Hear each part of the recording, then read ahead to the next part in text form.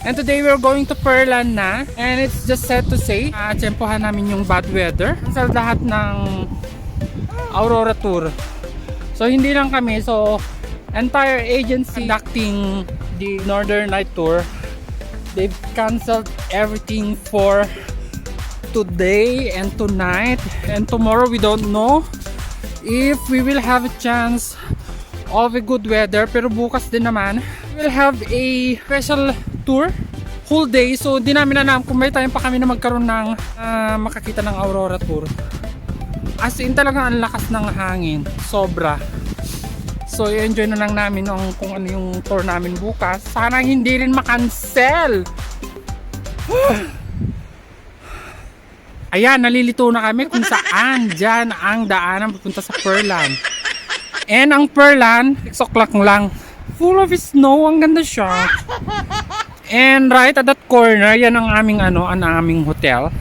So ayun si Will, as in talagang ganda dito. Saan tayo be? Ha? Ah, okay. Oh my god, pang postcard. I just super love it. Bye. O diba? So yan, ang ganda. So akit kami sa Perlan. Hanapin namin yung museum na gusto namin puntahan, yung cave. So hopefully mahanap namin. So see you later. Enjoy the view. So ito yung place na nadadaanan namin. Very postcard scene. Ang ganda niya. It's all gray and white. And I just love this part. Right?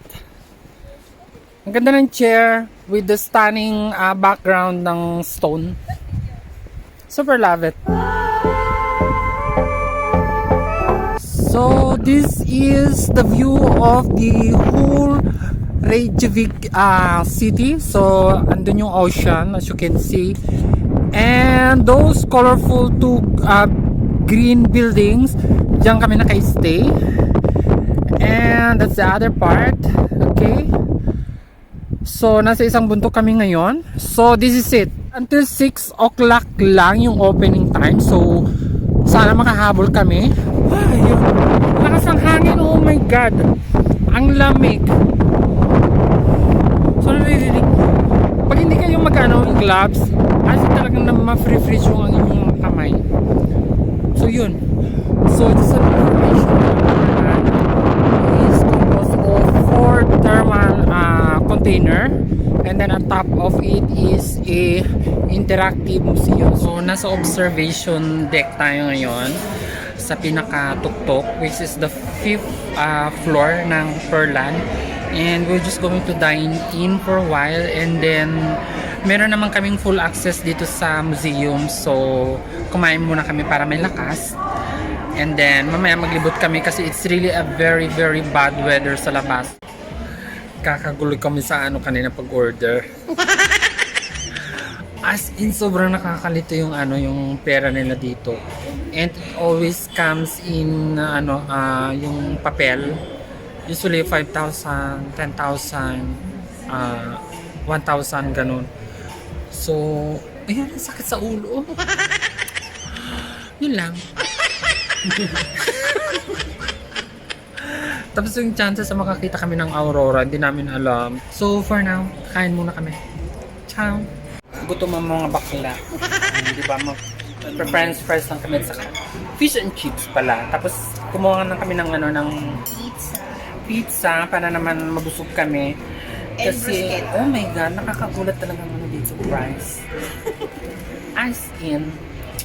So, this is the observation deck dito sa Perlan, and as you can see dun sa structure ng building, para siyang igloo type. And kanina we have a very bad weather, as you can see. Hindi pa maganda yung panahon. So this is the whole view. Ayan, so that's the city. Okay, it's a 360 views of Reykjavik. So lilibot ko kayo. Okay, so this is Will and Romel.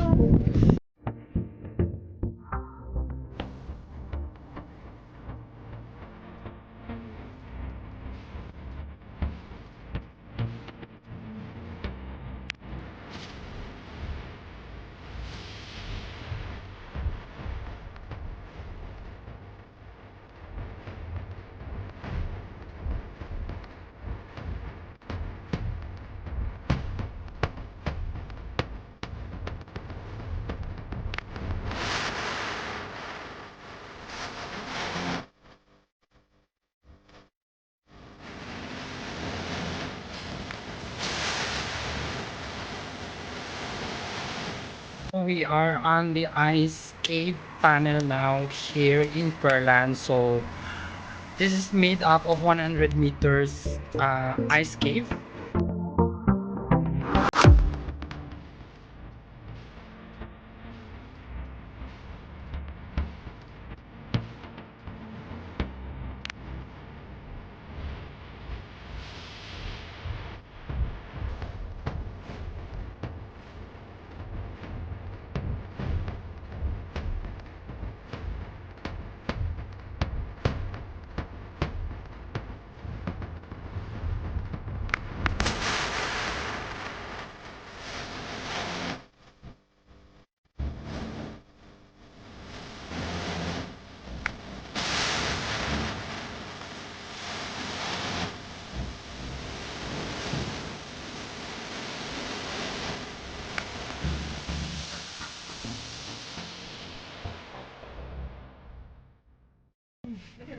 Yeah, do you want me to take it on yours or is it? Yeah, we can just put them on into the group. Yeah.